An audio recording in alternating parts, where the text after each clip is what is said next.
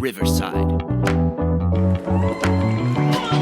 it's been a while, but here we are. We're back with the 4th and 1 podcast live from Lancaster and Lidditz, Pennsylvania. It's your man's Fancy Trash Can. Sitting next to, as always, Captain Loring.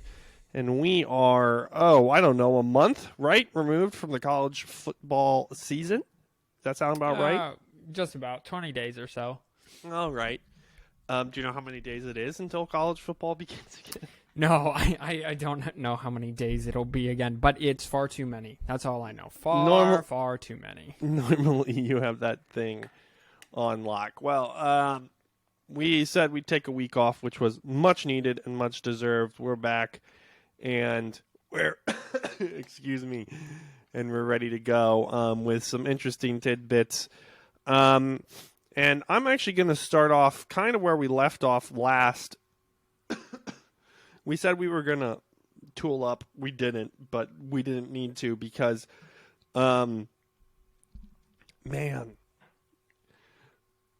I'm not one for drama normally, but whatever is happening, whoever is cooking up at Michigan is really doing a great job at it.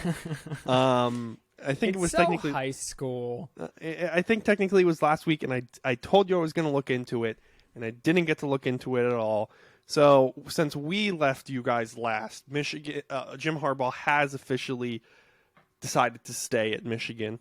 He has extended to catch you guys up on. It took the president of the school convincing Jim Harbaugh to stay and announcing it and not telling the athletic director.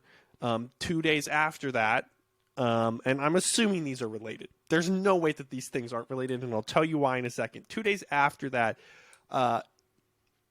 Weiss, what is his first name? Matt. It is? I thought it was Yep. S. Okay. Nope. Matt Weiss, co-offensive coordinator and play caller for the offense, was put on administrative leave due to an internet access crime that was under investigation. He has since been fired as of, I believe, 2 days ago, maybe a little bit longer, due to this internet access crime as well.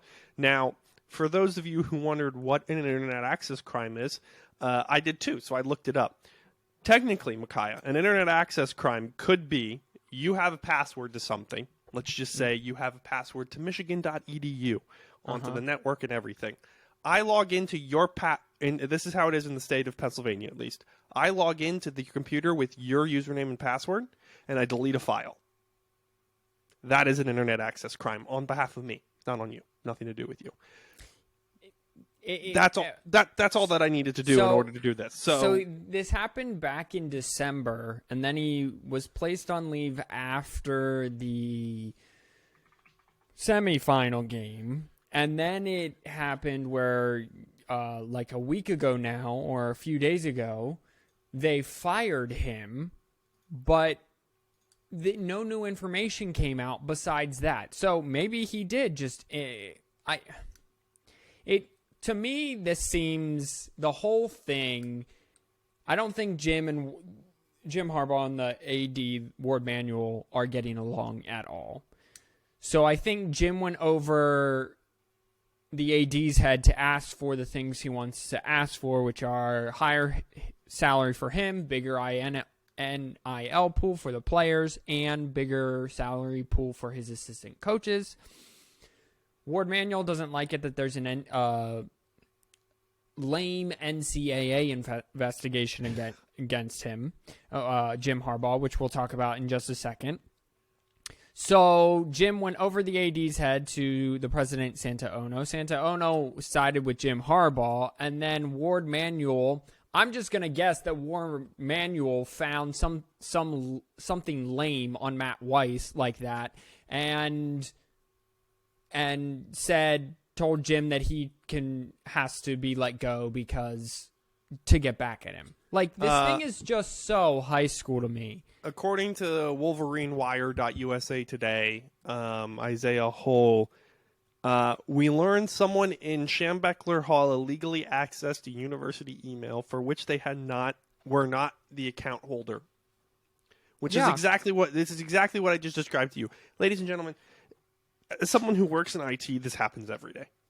This happens every day in every company, in every university, in the government, all the way down. People get on each other's emails because they either get asked to, or like me, the person got fired, so you want to go see if they said something about it, and you have the ability and the rights to, as a member of the IT team. These are more, accessing someone else's email is a morally gray area. The interesting thing is, legally, email is email and all correspondence are owned by the university. So, I mean, this doesn't say anything. This is still high schooler.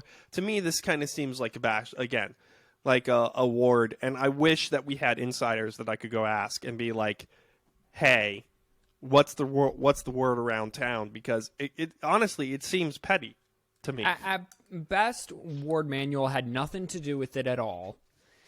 But he wanted this problem to go away, so he told Jim that he has to fire him because he's trying to renew the Michigan brand, which is you live in the light and you do everything right and you always compete for national championships the right way. And that's not how you're going to win a national championship. This isn't going to do anything for you. He opened another email. Someone left their email logged in and he was scrolling through it. It puts Michigan in the news, and that's not where Ward wants the University of Michigan football program. So does someone stealing Blake Corum's Camaro. It doesn't make any sense to me. Well, right. I mean, when it rains, it pours at Michigan. So you have the whole Jim Harbaugh, Ward Manuel, Santo thing. Then you have this Matt Wise thing. And now Blake Corum's 2017 Camaro, which his parents gave to him, was stolen from a parking garage. So they're just finding themselves in the news for all the wrong reasons. So here's my question. Do you think, do they hire a different offensive coordinator, or do they just promote the other guy? No. Well, he was co-offensive coordinator, so he shared play calling duties with Sharon Moore. So Sharon Moore will just take over full-time play calling duties, I'm sure. Where this hurts is the passing game, because he was the passing game coordinator, and J.J. McCarthy really liked him. But the scheme should stay the same. I was wondering if this is where Cliffberry. I don't know. Cliff Kingsbury, again. Yeah. There I go again. You had 2 weeks to mull it over, and you couldn't even hit it. Well, Bill O'Brien left Alabama today to go be the offensive coordinator at New England, back in New England again. Oh, so they did fire Matt Patricia. I was wondering about that. Yeah. And so now there's an opening at Alabama, and Robert, not CFP insider Robert, seems to think that might be where he ends up. There's no way that's not where he ends up. That's literally the description that we use. But here's the thing. If he ends up there, then the Alabama offensive program has done a complete 180 in like a decade. 10 years ago, they were ground and pound, line up in the I formation, and run the football.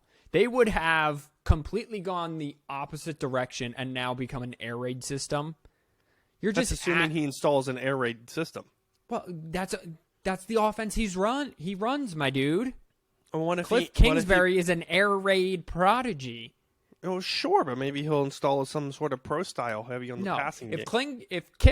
Oh my goodness, Cliff Kingsbury, rubs off. If Cliff Kingsbury becomes the OC at Alabama, it's the beginning of the end of Alabama. Well, I mean, we were talking about that earlier this year already, too. No, but this would be a nail in the coffin. I mean, Georgia has already taken over the top program in college football. But now it would just be, this would be nail in coffin. Because what happens with these air raid teams is eventually, while it might start out great, eventually the physicality of football gets to this air raid system every single time. It did under Mike Leach. That's why Mike Leach was only so good and never made a natty or whatever. Lincoln Riley is the same thing. Same way. Every time he ran into an SEC school in the college football playoff, he just got absolutely demolished along the line of scrimmage. Yeah, he put up points, but his defenses couldn't stop anybody. And it's like the defenses of a air raid offense just become soft at the line of scrimmage, and I don't know why. Sorry, I'm taking a look to see if there wasn't anything on the wires. On the regarding wires? And there wasn't. Yeah, what? I can't say that? No one knows that. What does that mean? On the wires. I mean, it's I don't. See, How do you say don't that? know. No, the wires. I'm assuming that was originally for like telegraph or something like that. But things coming in across the wire was like news updates and things like that. This was just for the coaching carousel. I don't think there's anything too new out there. No, I mean, still lots of assistants getting changed as of today. Josh Heupel? Heupel? He got his big raise, like Tennessee. Oh, his contract extension? $9 million annually through 2028. There's no way that Jim Harbaugh that spring passes and Jim Harbaugh doesn't have a new contract extension, letting him make somewhere between $9 and $10 million. Well, here's the thing: if it comes out, now we technically just speculated that Ward, whatever this guy is, AD for Michigan. Yeah. If it comes out, if somebody finds out that he got Matt Weiss fired, there's going to be a mutiny on their hands. Because first of all, if it finds out, Jim's not going to be happy. And if Jim's not going to be happy, then the boosters aren't going to be happy. And if the boosters aren't going to be happy, then the president's not going to be happy. And this clearly came across to me. The president handling things didn't come across to me as Jim went over Ward's head. It came across to me as the president was tired of the kids fighting, and so he took care of it. Wait, that's fair, but then I just think when there's a power move like that, right, then there's always some sort of change, and it's clearly not going to be Jim Harbaugh. So is this the beginning of the end for Ward Manuel? Yeah, no. Probably. If it comes out, he's fired. No, I don't even think it has to come out, or I don't think anything comes out. I don't think Ward Manuel got Matt Weiss fired. That wasn't what I was trying to say, but what I was trying to say was Ward Manuel found out that whether this is justified, whether there was a malicious intent behind what Matt Weiss did, but Ward Manuel was out for Jim Harbaugh and was looking for a way to get back to him, and so he fired this guy based on university policy when he probably didn't do anything but use a username and password that he was given and delete a file, if that's what he did. Probably it was actually someone left their email open and he was scrolling through it, if I had to guess. Because if it's in a shared facility, like either way, it to me it's minor.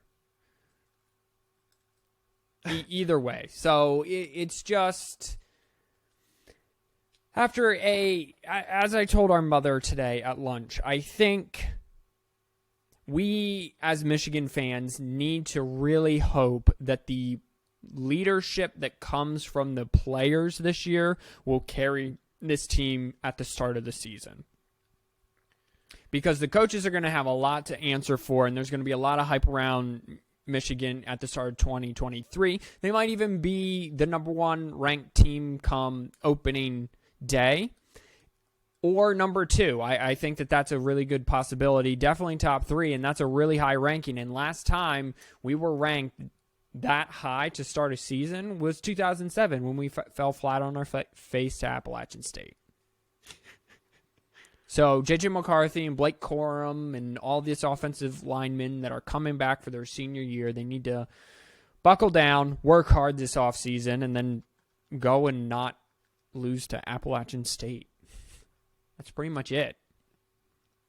That's fair. Sorry, I'm quickly reading up to see if there's anything for anything. I mean, Ward's been athletic director for what? 7 years now, so it's possible that he could get booted, but I don't know. It's a weird situation for sure. As I'm just trying to read here a little bit.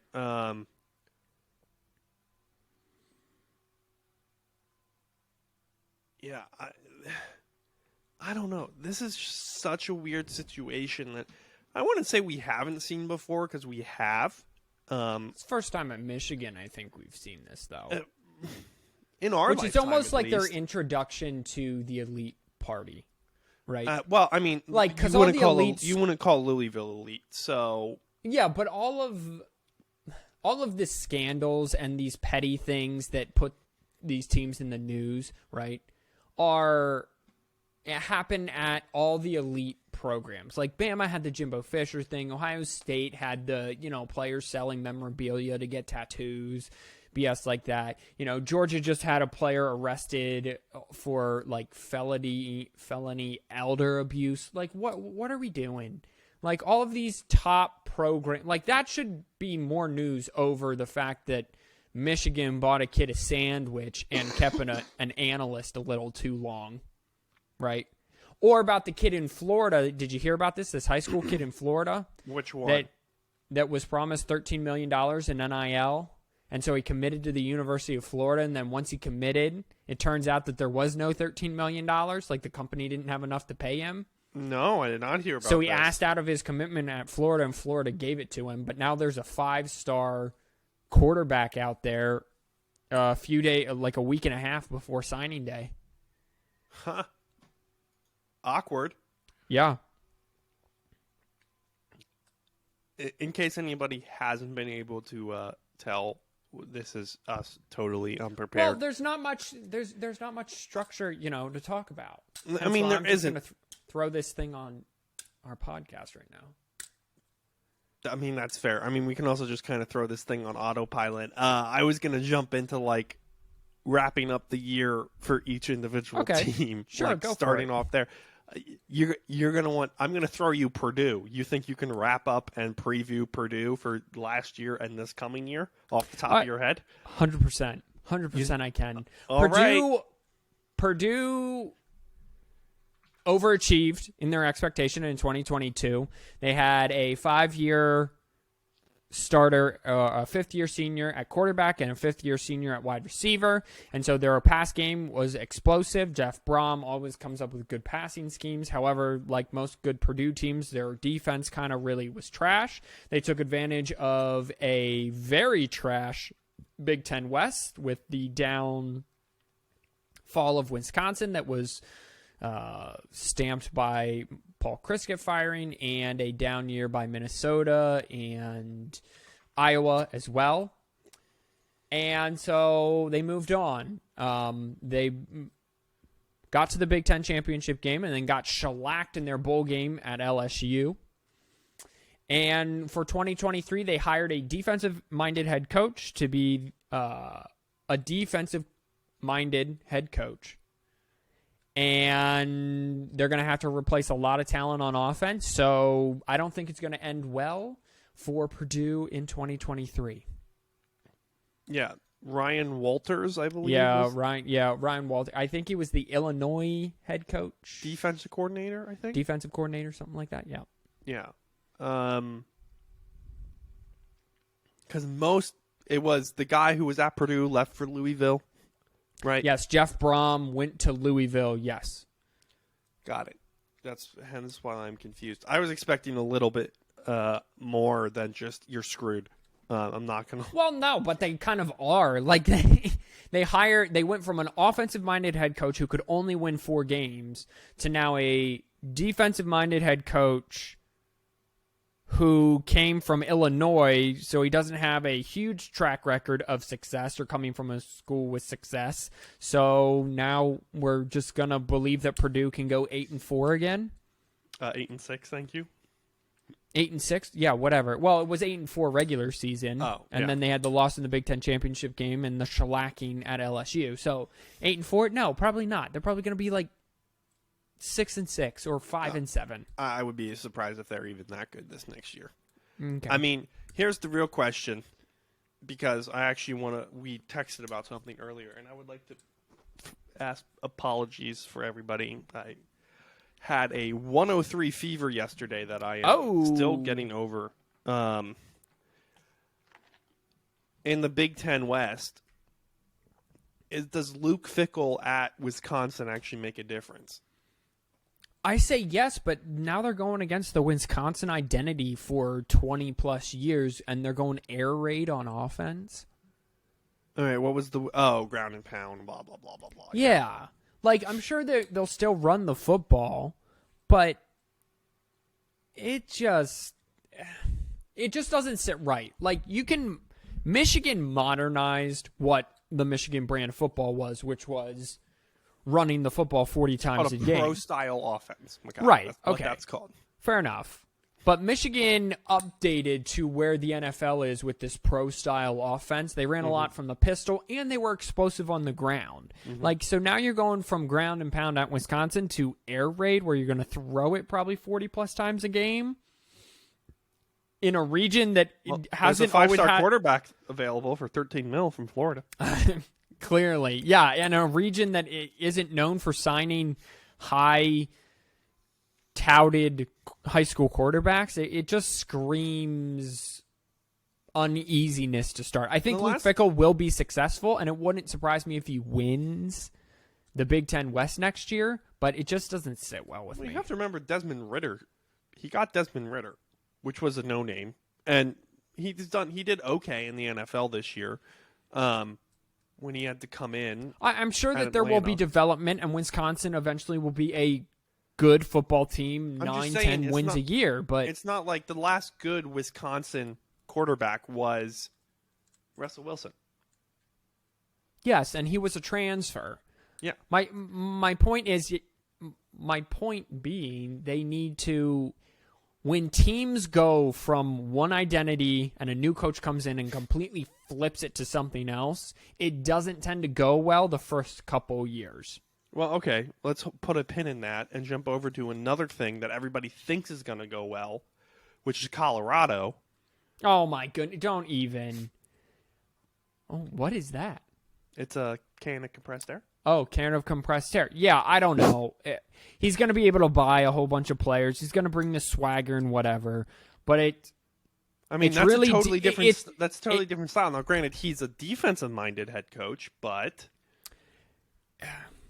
it's all fine and dandy until these 2 5-star corners that he has, Travis Hunter and whatever, go up against USC and that speed, or Oregon or Utah, right? Like, it's completely different. I'll be intrigued. I hope it works out for him. But when you basically walk into your first meeting and say, my son's the starting quarterback, and you all better get ready to jump in the transfer portal, like, that doesn't exactly build camaraderie. Well, okay. He's trying to clean the slate and wipe the slate clean and build it from the ground up, but that takes time in college football. Okay, so you're basically saying the same exact thing that you just said about Luke Fickell. No, I think Luke Fickell can do it. I just don't know if it'll be right away. Give him 3-4 years. I think eventually it'll be there. But years 1 and 2 might be a little dicey. I don't know if Deion Sanders can do it. He did it at the FCS level at Jackson State. In the SWAC, he didn't even... But we don't know how good the SWAC is because they don't compete anywhere in outside the FCS playoff. Right, exactly. So how good is Deion Sanders? No one will know. Like, I don't have faith that Deion Sanders can turn around Colorado. Mostly because it's Colorado. Well, I mean, at the end of the day, it's the same sort of recruiting change, like culture change as Wisconsin, is it not? No, because Colorado sucked. Like, Wisconsin, for the better part of the last decade, was a 9 or 10 win football team every single year. Except for the past 3 years. Well, they won 9 games 2 years ago, and then this last year, yes, they only got to 5 or 6. Well, they made a bowl game, so they actually made it to 7. So again, the better part of the last decade, Wisconsin was actually pretty good. Okay. Colorado has not been good in 25 years, except for that one, probably. Except for that 1 year that they made the Pac-12 championship game. Also, I have to disagree with you for a hot second. He is a defensive backs guy. You have to remember Deion Sanders played. Yeah, I know who Deion Sanders is. I'm just saying, put some respect on my man's name about coaching cornerbacks. You think he's going to be able to at least coach his own position? Sure, maybe. Okay. Maybe. So, listen, at least for those two guys that you said, like, screw the rest of the team. 2 of the 22 players on offense and defense, he'll at least be able to handle. So when you're saying when they're going up corners also tend to have a cocky attitude, and it's when was the last time you heard of a highly touted corner out of high school making waves in the NFL? Dude, when was the last time you heard of a highly touted anything other than quarterback out of high school making waves in the NFL? Running backs a lot. Running backs and wide receivers. Who was the last running back? Oh, because I can't think of any. Off well, the top Derrick of my head. Henry. He was highly touted out of high school. Yeah. Oh my goodness. Yes. Do you not know Derrick Henry's high school stats? My memory is no. What was Derrick Henry's high school stats?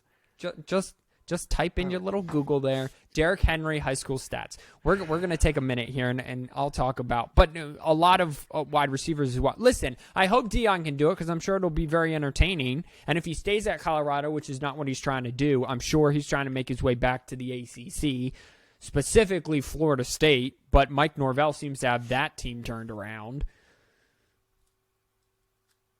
So I don't know As a freshman, he ran for just shy of 2,500 yards and 26 touchdowns, averaging 7.9 carries. Sophomore year, he bumped it up to just shy of 2,800 yards, 38 touchdowns, averaging 8.9 yards attempt. Junior, he was down 2,600 yards, 34 scores. He subsequently, this quote, he subsequently had perhaps the greatest season ever as a running back as he recorded, holy crap, 4,200 yards and 55 touchdowns in his senior year.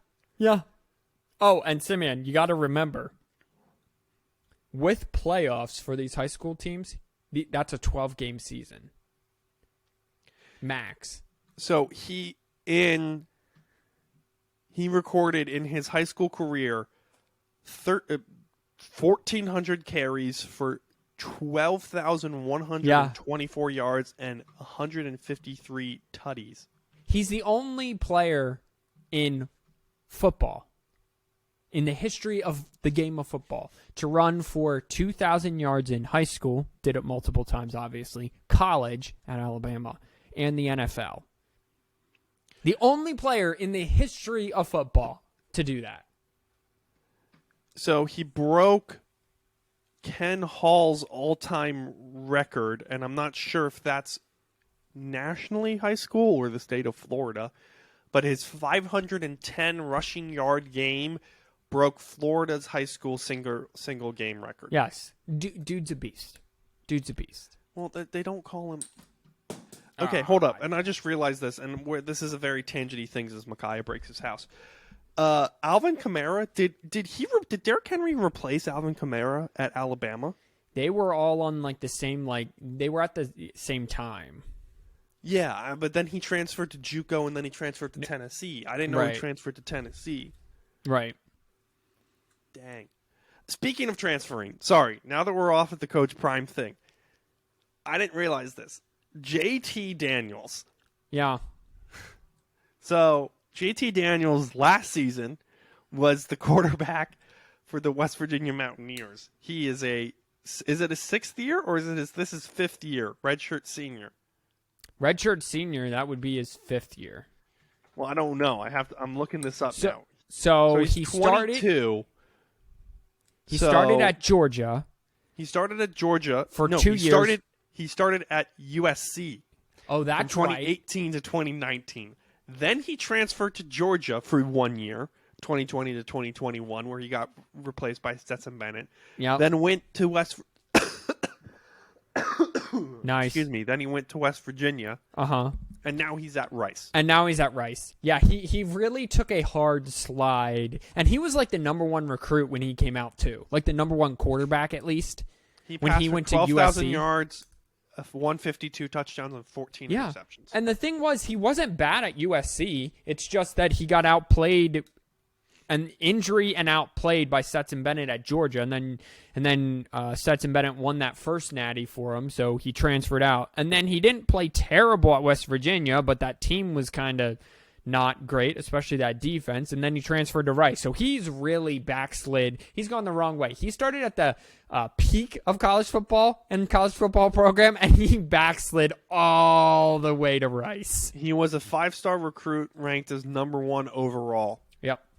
According to Rivals.com. There you go. So this has got, if it was 2018, so 2018 to 2019, 19 to 20, 2021, 21, 22. 4th program in this will be his 5th year collegiate career. I didn't realize he was benched mid-season. Yep. Dear he Lord, started 2 football seasons ago. He started that opening game against Clemson. It was Georgia-Clemson. It ended up being like a 6-13 game or something like that, 6-10, something like that. He started that game for Georgia. You act like I would remember this. Oh, well, here's my question. Should. Is this a good thing for the transfer portal or a bad thing? This is exactly what I said the transfer portal was going to come. That eventually it will benefit the lower level schools. Like, it won't surprise me at all if JT Daniels goes to Rice and just rips it up. Well, Rice wasn't the worst school. They're in the American, I think. I Conference USA, I think. But again, it will filter so much where all the positions will be taken and these guys will just want to play football. So you will get probably some highly touted players going to these lower level, quote unquote, level programs. Absolutely. Sorry, I'm just taking a look. Yeah, it is. You're 100% correct. It is Conference USA. Conference USA. That's what I do. Jacksonville State. My apologies. I was getting confused. Okay, sorry. Yeah. These are things that I have thought of and that I've picked up. And then did you see what happened with Ed Reed at Bethune-Cookman? Another HBCU. So they hired Ed Reed, the Hall of Fame safety Ed Reed, as their head football coach. It's starting to come back to me. Yep. Then they announced that they won't ratify his contract. Then the school put that statement out, which means that they couldn't come to an agreement. Yeah. Then Ed Reed came out with a video and said that this school's corrupt. Dion had it right. All the HBCUs, they're corrupt, etc. I don't want to leave. The school is forcing me out because I'm going to expose things and do things the right way. And then he came out with a statement after that video was released saying that. And then Dion got on, they posted like a video call together where Deion Sanders said the exact same thing that he said. So, and he says that he is fighting it. He's not, they are releasing him from his contract. He doesn't want to go anywhere. So they're essentially firing Ed Reed, and he just got there 3 months ago. So what do we think this is? Oh, I have no idea. I just find it fascinating. I mean, there's something bigger going on right now. In 2023, Rice is joining the American. So thank you very much. All I was right. So, okay. So he'll play in a good conference then, JT Daniels. Yeah. So, this is the same American that will be losing, what is it, Houston, Cincinnati, and UCF? Yeah. True. So, here's my question, okay? Are we starting to see, and we've already had this discussion, as I just remembered, we need to make sure Mom doesn't have any questions we need to answer for her. Are we starting to see more and more of a schism happening, between administration and athletics, specifically in football? I think so, because I think that the football is outgrowing the institution, and you've touched on that, where you've said in this podcast before that you believe in you said 18 months, I'm pretty sure, that it will eventually be football that the football at these universities will be completely separate from the academics. Yeah. And so I think so, because if nothing else, these athletic directors don't know how to handle these multi-billion-dollar corporations that they're in charge of. At the very least, that's what's happening. At the most, it's that the administration really does have it out for football, really doesn't like football, and is trying to find a way to undermine it this entire time. Somehow our mother drew parallels between the NCAA and the recruiting and what we're just talking about and the Affordable Cares Act. Yep, 100%. It was actually pretty good, but I'm sure it was. She's not wrong. For those of you who can't read our text messages and haven't hacked our phones which yet, I hope is all of you. Which I hope is all of you, but however, Matt Weiss might be out there. She was saying that the Affordable Care Act started with like a few big building blocks, which are they wanted to give access to the college kids finding a job, and they could stay on their parents' insurance until they were 26, and covering people with pre-existing conditions, and allowing people to shop for healthcare, et cetera, et cetera. And they started with those building blocks, and then it became something else, which we won't get into. But that's what the NCAA, but more specifically, not the NCAA, to break away from the NCAA and do. They need to focus on 2 or 3 topics, which I would say it's the transfer portal and how that is structured, NIL and how that is structured, and then networks and TV contracts and how that is structured.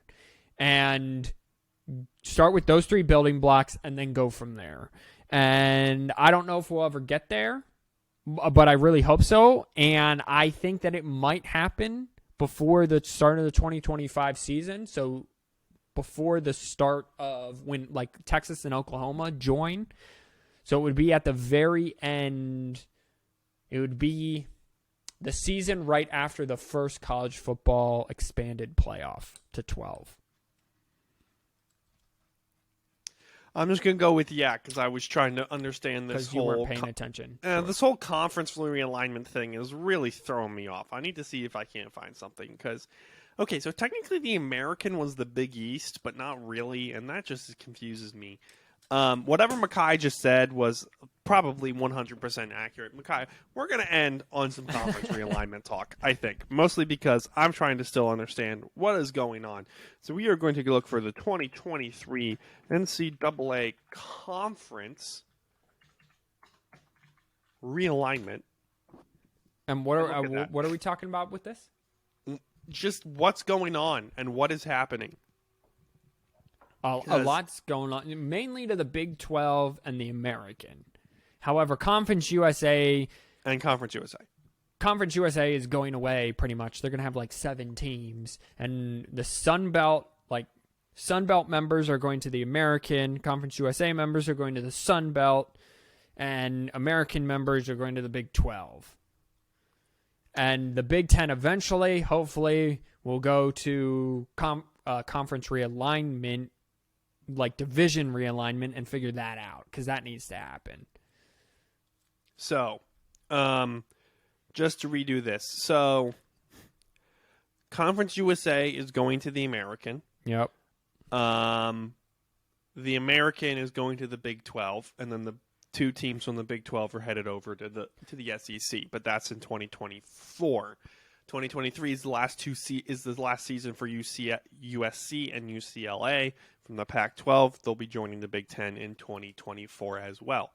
But no, UTSA is moving from Conference USA to the American. The American or the Sun Belt? I thought they were going to the Sun Belt. American. Oh. They are going from Conference USA to the American. Okay. UCF is moving from the American to the Big 12. Strong. UAB is moving from Conference USA to the American. Sam Houston State is moving from FCS to FBS into Conference USA. Rice and North Texas are moving from Conference USA to the American. New Mexico State, Liberty, and Jacksonville State. New Mexico State and Liberty were independents. They're moving to Conference USA, which just cracks me up. And then Jacksonville State was FCS moving to Conference USA. Then so the Sun Belt and Houston's going from the American. Sun Belt's doing nothing. I definitely. Oh, okay. So really, their big addition was JMU. The Sun really? Belt? Yeah.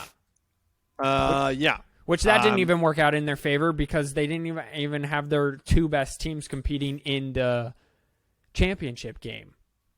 Because JMU was one of the Sun Belt's two best teams. Yeah, it's funny because they were their best team. At the end of the season, JMU basically should have been the conference champion. It should have been had it JMU not been for and that Appalachian rule. State. Yeah, correct. Had it not been that rule, that would have been the case. And I'm just double checking here. So I didn't realize the American is adding a bunch of a bunch of new teams. That'll be interesting to see how that power shift goes. But I guess Tulane's still there. Would you take Tulane again, or would you take someone else in the American? In the American next year. Just way too early prediction. Way too early prediction. Now this conference is going to be loaded next year, in my opinion. Wait, JMU is JMU is an affiliate member of. That's hilarious for the women's lacrosse. Okay, once you get into affiliate members, because not all sports play, which never makes any sense to me. Like men's soccer, they'll just be in different leagues, and it just doesn't make any sense. So that play football. That is a great question. And let me think about this out loud. I think UAB is going to be a lot better than we give them credit for. UTSA, I think, is going to have their coach just got extended.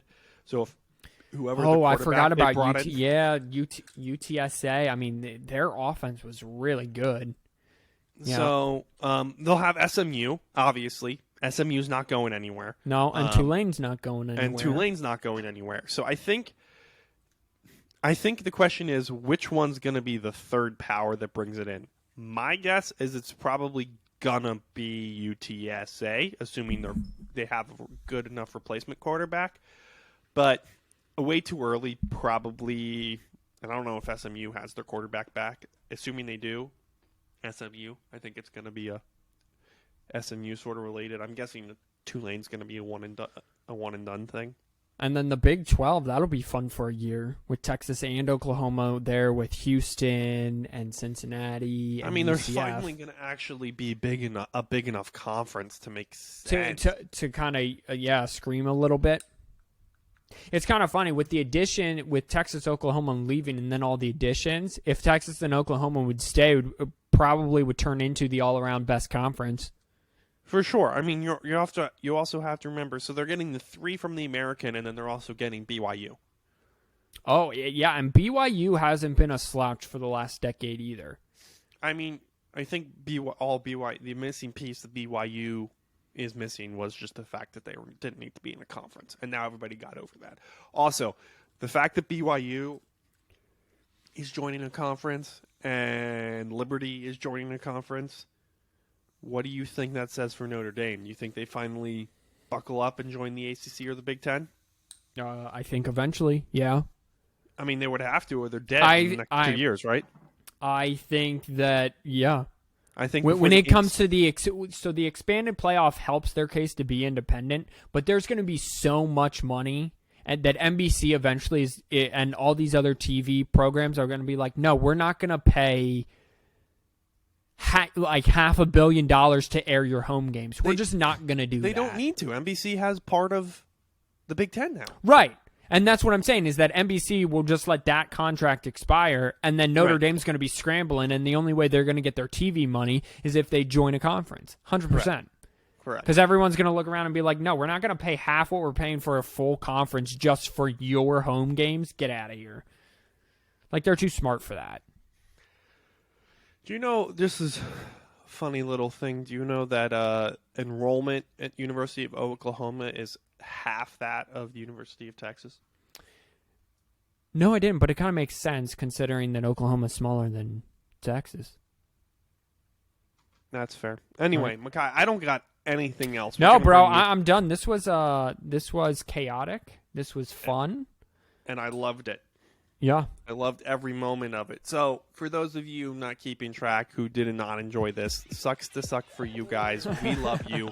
We will hopefully see you next week, if not in 2 weeks, but probably next week for more chaos. We'll see you later. See ya. Bye-bye. Wash your hands, you filthy animals.